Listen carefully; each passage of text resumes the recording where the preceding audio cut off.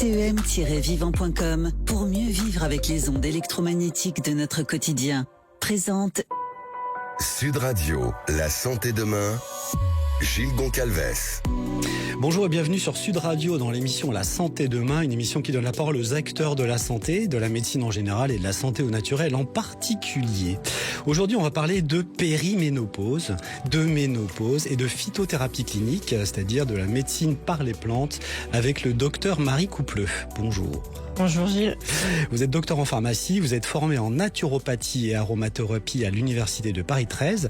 Vous êtes formé à l'endobiogénie, qui est de la phytothérapie clinique, je précise.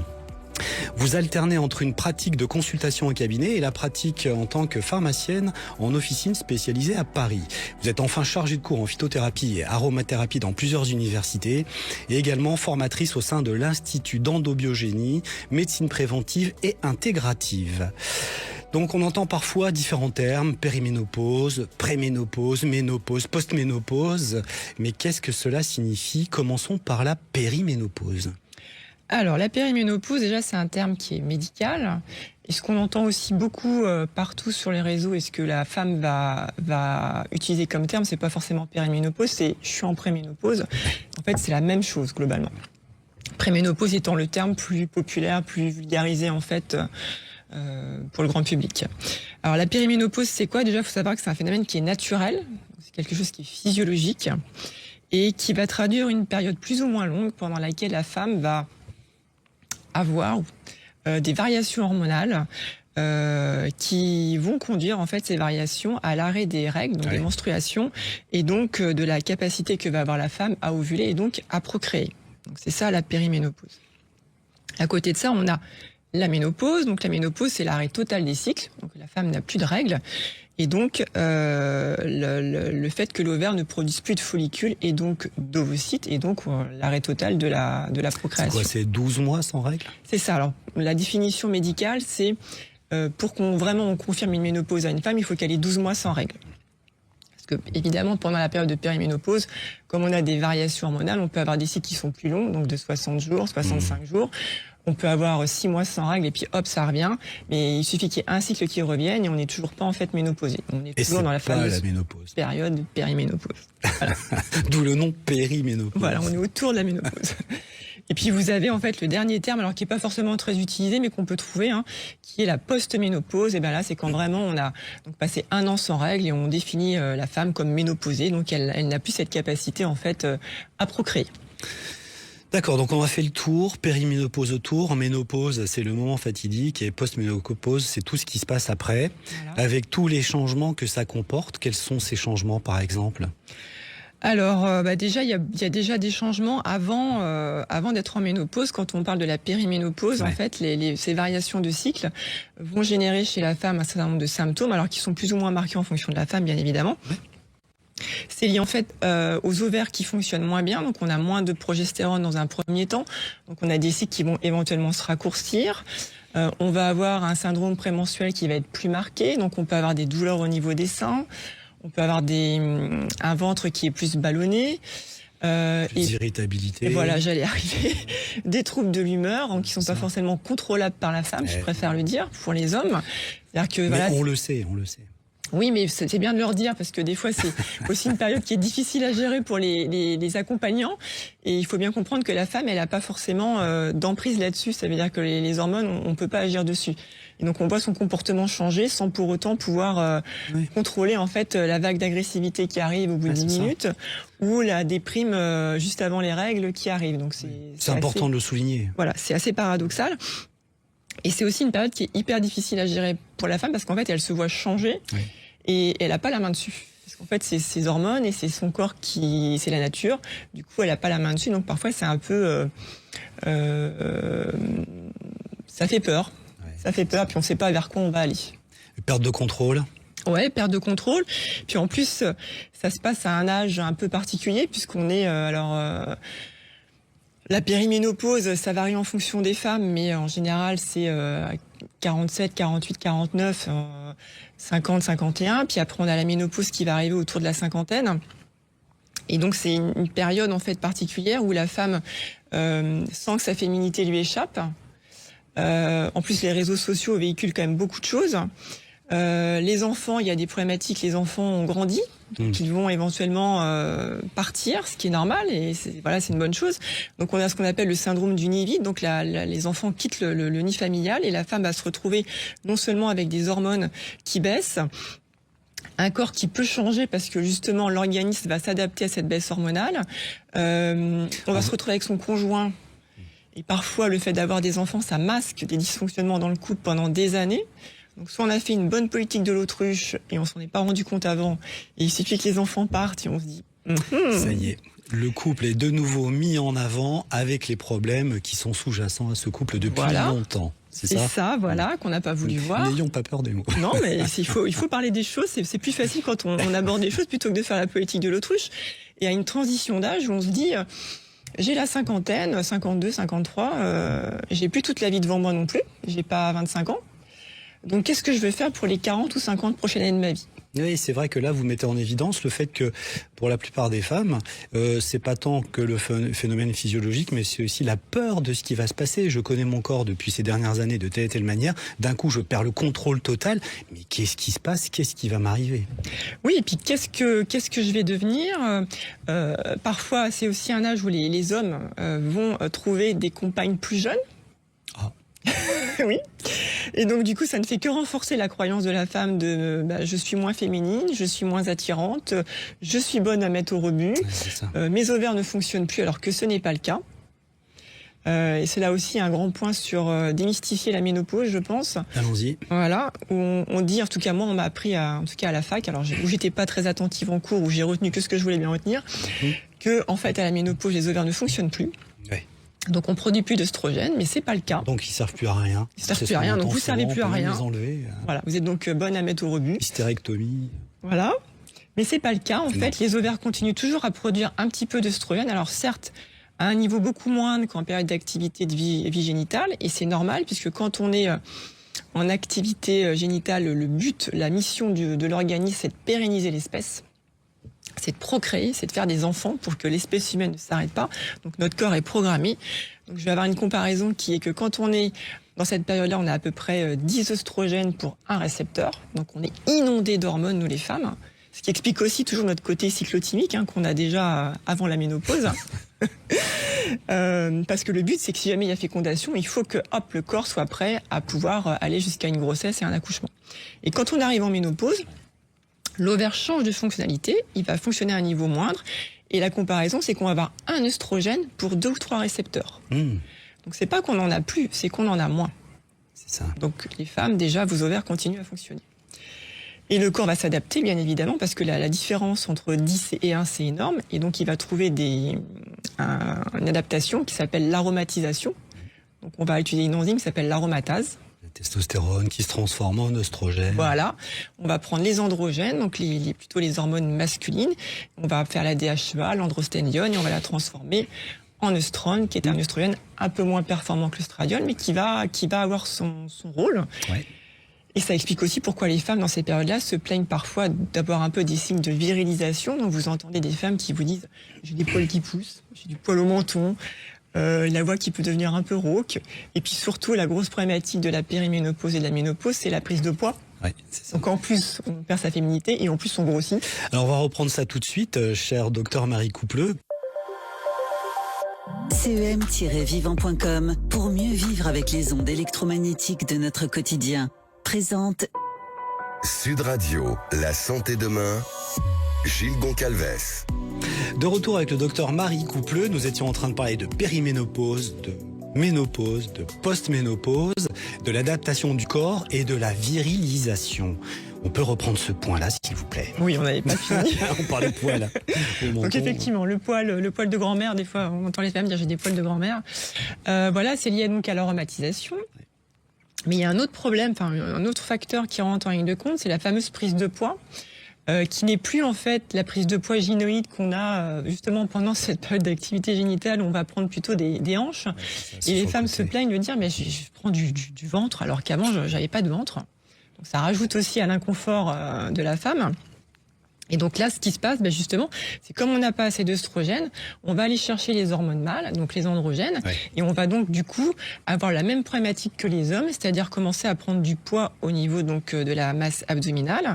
Et le but de cette prise de poids, c'est toujours en fait au niveau du tissu adipeux, on a beaucoup d'aromata, cette fameuse enzyme, et donc on va transformer en fait les hormones mâles qui sont présentes dans ce tissu adipeux en œstrone pour combler en fait ce manque en œstrogène. Alors ce manque en oestrogène peut aussi se traduire par plein d'autres symptômes psychologiques, le brouillard mental par exemple, la fatigue. Oui, alors évidemment que, étant donné que l'organisme passe d'un niveau important à un niveau plus faible, il y a toute une dynamique endocrinienne qui est perturbée et qui demande une grande phase d'adaptation. Donc la femme peut effectivement avoir du brouillard mental, donc on sait qu'on a des récepteurs aux œstrogènes aussi dans le cerveau. Elle peut se plaindre de fatigue, en général c'est assez récurrent. Il faut quand même bien savoir que pour aller produire ces fameuses hormones mâles, on passe par la DHEA. La DHEA elle est produite par la corticosurrénale, qui est la grosse glande de l'adaptation. Au niveau des reins. Voilà, donc on produit moins de cortisol, puisqu'en fait on va avoir un espèce de transfert de la production au niveau de la corticosurrénale via la DHEA. Et le cortisol, c'est quand même l'hormone du stress, entre guillemets, c'est-à-dire celle qui va nous permettre d'avancer, de nous adapter en fait tous les jours à toutes les choses qui sont pas en fait correctement normées ou dans nos habitudes. Donc effectivement, la femme peut avoir de la fatigue. Et puis le fait d'avoir moins d'œstrogène, c'est une recherche d'équilibre, d'un nouvel équilibre qui va se mettre en place progressivement et qui fatigue énormément. Le sommeil également est impacté, les muqueuses. Oui, alors on sait que variées. L'atrophicité des muqueuses, en fait, elle est grandement liée à l'imprégnation œstrogénique. Donc on va avoir un problème de ce côté-là, c'est quasiment obligatoire. Donc en fait, j'invite les femmes à prendre grand soin d'elles, à s'occuper d'elle et si possible bien avant l'arrivée de la ménopause, c'est-à-dire à devenir un peu égoïste, parce qu'il faut préparer en fait son organisme. Sur tous les problèmes de trophicité, on va trouver toutes les supplémentations en huile vierge, première pression à froid, que ce soit par voie orale ou en massage, avec notamment, moi j'adore l'huile d'argousier, hyper riche en oméga 3, 6, 7 et 9, donc c'est vraiment une pépite. Au niveau donc du vagin, parce que c'est aussi un des gros problèmes en fait de la ménopause et surtout de la post-ménopause, parfois il va falloir avoir recours à des aides qui peuvent être naturelles, avec des ovules qu'on peut faire fabriquer avec des huiles essentielles qui vont avoir une action œstrogène-like, donc toujours vérifier s'il y a des contre-indications ou pas, mais on aura le cyprès, on aura la sauge éventuellement qui peuvent aider. On aura l'introduction, pareil, dans le vagin de capsules d'huile d'onagre ou de bourrage qui peut s'effectuer par la femme. Et puis, on a toujours des gels qui sont moins naturels, mais qui contiennent de l'acide hyaluronique et qui peuvent toujours, en fait, de permettre à la femme, en tout cas, d'avoir un confort quotidien. Bien sûr, donc je précise quand même qu'il faut consulter au préalable. On s'auto-médicamente pas tout seul. Oui. Il y a aussi beaucoup de problèmes ostéo-articulaires, parce que les récepteurs aux oestrogènes, il y en a partout, y compris dans les articulations. Oui, et on sait que l'arrivée de la ménopause, voilà, on a une recrudescence de capsulite, de tendinite. On a une raideur qui les femmes s'en plaignent. D'ailleurs, elles disent le matin, quand je me lève, je sais pas ce qui se passe, mais j'arrive pas à déverrouiller mon corps. Les œstrogènes, c'est ce qui nous donne toute notre souplesse. C'est pour ça que les femmes sont plus souples que les hommes. Et c'est ce qui permet à la femme, justement, d'avoir un corps qui se transforme pendant la grossesse et d'avoir un bassin qui va s'ouvrir pour l'accouchement. C'est ça, autrement, s'il n'y a pas de dilatation. C'est ça, voilà. Compliqué, hein. Et donc, du coup, la ménopause, il faut la préparer avant avec d'abord du sport. Puis on sait que c'est important, même pendant la ménopause, d'avoir soit une activité physique douce, mais régulière. Et si elle peut être quotidienne, ça sera encore mieux, avec du pilates, avec du yoga, avec du vélo, enfin des sports doux, de la marche. Et puis on va avoir tout le régime alimentaire pour apporter notamment des protéines, du collagène. Donc on va trouver nos mauvaises habitudes alimentaires, puisque les femmes travaillent, donc cuisinent moins. Et on essaiera de revenir à ce que nos grands-mères faisaient, donc au bouillon d'os, au bouillon de carcasse, pour avoir du collagène et de la gélatine. On a de la souplesse au maximum. En fait, oui, ce qui est paradoxal, puisqu'on nous a quand même vendu depuis ces 20-30 dernières années que être, entre guillemets, végétarien, c'est pas du tout péjoratif, hein. C'est ce qu'il y a de mieux, donc au détriment effectivement des protéines et du collagène. Donc on se retrouve aujourd'hui avec une génération entière de gens qui souffrent de problèmes de protéines et de collagène, puisque leur corps ne peut pas se construire. Il n'y a pas de collagène dans les végétaux, donc c'est compliqué tout ça. C'est un gros problème, la prise en charge des personnes végétariennes ou véganes sur les problèmes ostéo-tendineux ou ostéo-articulaires, c'est quasiment impossible. Enfin, je veux dire, on n'a pas d'équivalent dans le monde végétal. Donc après, et puis de toute façon, le collagène étant uniquement d'origine animale, alors les végétariens, on peut encore, et encore non, même les véganes, on n'arrivera pas à avoir cette supplémentation-là. Et même si on donne des plantes reminéralisantes, parfois c'est pas suffisant. Non, parce que c'est pas le même modus. Du coup, on parle de vegan, de végétarien. C'est une chose, mais il y a quand même beaucoup de personnes qui incluent en proportion majoritairement des végétaux dans leur alimentation au détriment des protéines et du collagène et de la graisse, du coup. Donc on se retrouve quand même dans un déséquilibre, même par des gens qui pensent initier une bonne diététique. Oui, donc moi je dis aux femmes dans cette période de transition, déjà dès la périménopause, de commencer à augmenter leur ration protéique, de commencer par manger des œufs le matin, c'est-à-dire de changer le fameux paradigme alimentaire dont vous avez parlé dans d'autres émissions, qui est qu'on consomme aussi beaucoup trop de sucre. Et donc de revenir donc déjà à manger des œufs le matin. Alors surtout quand les gens n'ont pas l'habitude de manger des protéines le matin, c'est un peu compliqué. Donc l'œuf paraît quand même, en tout cas à mon sens, une bonne alternative parce qu'il n'a pas trop de goût. Oui. Donc manger déjà 2 œufs tous les matins et puis d'augmenter progressivement sa part de protéines, en tout cas le midi, éventuellement le soir faire un repas plus léger et surtout faire la grosse chasse au sucre, notamment les sucres rapides qui n'apporteront rien. Et dans cette période de vie où moi j'ai des femmes qui viennent me voir et qui me disent je prends du poids et je mange rien. Et je crois volontairement la femme qui me dit je ne mange rien, c'est-à-dire qu'elle est capable de s'affamer parce qu'elle prend du poids et elle me dit je mange rien, je vous assure, et je prends du poids. Donc on n'a pas compris non plus que la physiologie derrière c'était de combler le besoin en oestrogène. On n'y arrivera pas. Et il y a un ralentissement métabolique parce que moins on mange, plus le métabolisme ralentit, plus il ralentit, plus il stocke, moins on mange et ainsi de suite et ainsi de suite. Donc la prise de poids est parfois, souvent, due à des carences. Oui. Et donc, il faudrait expliquer à la femme qu'on peut l'aider avec des plantes pour essayer d'avoir en fait un organisme qui, au lieu de faire une chute, je dirais comme ça, au niveau oestrogène, il est comme un parachute en fait pour descendre progressivement à son niveau de fonctionnalité, puisque chaque femme est différente. Donc, chaque vécu de ménopause est différent. Il y a des femmes qui vont prendre 3 kilos, il y a des femmes qui vont prendre 15 kilos. Ce que je veux dire par là, c'est qu'aussi la société, les médias et autres ont plébiscité le fait de manger beaucoup de fruits et légumes et pas du tout de protéines. Oui. Donc c'est devenu un ancrage qui, aujourd'hui, j'insiste, fait les carences des pathologies et des troubles métaboliques modernes. Parce que les troubles métaboliques modernes s'inscrivent depuis ces 20-30 dernières années. C'est juste un aboutissant d'une carence qui, au bout d'un moment, ne peut plus s'adapter en fin de compte. Et ça, c'est extrêmement important. Je pense que peu de personnes en diététique comprennent. Bien sûr, il y a plein d'autres versions, que être truffé de manger de légumes pour être en hypocalorie, pour rester fine, pour avoir un summer body, c'est pas une bonne idée pour la physiologie. Non, c'est pas une bonne idée. Et en plus, il faut savoir que les protéines, parce qu'on vous dit aussi beaucoup, les protéines végétales, on trouve les 8 acides aminés essentiels dans le quinoa, etc. Oui, c'est vrai. Mais ils sont pas aussi biodisponibles que dans un morceau de viande. Il faut les métaboliser déjà. Oui, voilà, il faut métaboliser, et puis il faut en manger une certaine quantité, et puis des fois il faut quand même associer plusieurs végétaux ensemble, donc des légumineuses ensemble, du quinoa avec des lentilles. Donc ça commence à demander en fait à la femme d'avoir, enfin à la femme d'ailleurs ou à n'importe qui, une certaine connaissance en nutrition. Et puis on sait qu'au final, la biodisponibilité sera pas la même. Ouais. Et parallèlement à ça, parce que la femme elle a quand même faim, elle va aller manger d'autres choses qui sont pas forcément les plus indispensables à son mode de fonctionnement actuel. Oui, grignotage. Oui, voilà. Je savais pas si on pouvait aller sur les fameux produits laitiers. Parlons vrai. Alors moi, c'est pas mes amis, encore moins mes amis pour la vie, qui apportent en fait beaucoup de graisses déjà, qui sont difficilement métabolisables, qui vont faire travailler le pancréas, parce que le pancréas, on pense aussi beaucoup à lui du côté insulinique, mais on oublie de dire qu'on a un pancréas exocrine qui va sécréter des amylases, des lipases et des protéases. Des enzymes digestives pour digérer tout ça, les protéines, les graisses. C'est ça, et qu'un pancréas qui est sursollicité, c'est de la fatigue postprandiale, c'est un parasympathique qui va s'élever. C'est des infections cutanées, c'est de la transpiration, c'est une peau grasse, c'est des ballonnements, c'est une malabsorption. C'est plein de choses en fait. Quel est votre regard par rapport à l'endobiogénie ? En endobiogénie, en tout cas, on protège au maximum son pancréas. Et donc, on évite au maximum les produits laitiers d'origine animale pour privilégier éventuellement des laits plutôt végétaux. Oui. Qui n'auront pas la même problématique digestive que les laits animaux.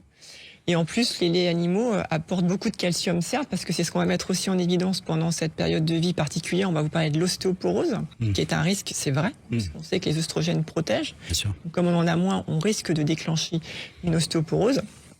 Le seul problème des produits laitiers, c'est que le calcium, il n'est pas forcément bien assimilé. Et puis, il ne va pas aller forcément se fixer là où on en a envie. Donc, on peut trouver d'autres façons de lutter contre l'ostéoporose, qui consiste déjà par avoir une alimentation qui soit diversifiée. Et d'utiliser les mécanorécepteurs de l'os. Exactement. Parce que ça veut dire qu'on fait pas assez de sport, donc il n'y a pas assez de tension sur les os, donc les protéines de l'os, elles, deviennent de plus en plus faibles. Voilà, on parle de bouger. déminéralisation, mais c'est pas le seul sujet au niveau de l'os. Il faut bouger, donc c'est pour ça que j'ai dit à la femme, on en a parlé, ne serait-ce qu'au niveau tendineux et souplesse, il faut faire du sport, et bien il faut retrouver en fait sa capacité à faire de l'exercice physique. Ouais. On ne demande pas à la femme de faire un marathon ou un semi-marathon, on lui demande juste de prendre les escaliers, de marcher, de faire de la natation, du vélo, enfin bref, de bouger, de retrouver son corps. Merci, docteur Coupleux, pour toutes ces explications ô combien fondamentales. Je rappelle que vous êtes docteur en pharmacie, enseignante en phytothérapie clinique. On vous retrouve sur iempi.fr. Quant à nous, chers auditeurs, on se retrouve dimanche prochain à 15h30. En attendant, restez en forme. Sud Radio, la santé demain, Gilles Goncalves. Vous a été présenté par CEM-vivant.com pour mieux vivre avec les ondes électromagnétiques de notre quotidien.